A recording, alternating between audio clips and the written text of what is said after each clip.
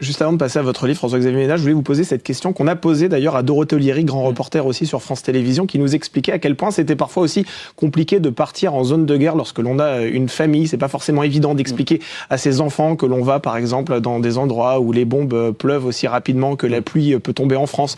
Comment vous faites pour gérer ça aussi en famille? Vous êtes papa aussi, j'imagine, ça doit pas être forcément évident de trouver les bons mots pour expliquer que on va à l'autre bout du monde et que il y a un risque que vous ne reveniez. Alors je pense qu'il y a un âge pour tout. Moi je rentrerai pas dans les détails, mais c'est vrai que j'ai 2 filles et je peux pas tout expliquer. Non. Évidemment que non.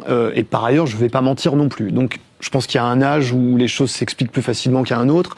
Et puis, et je rappelle qu'on est volontaire et que c'est important, surtout. C'est important de continuer à témoigner parce que si on n'est pas là pour raconter ce qui se passe, alors là, c'est le gros nuage noir sur le monde entier.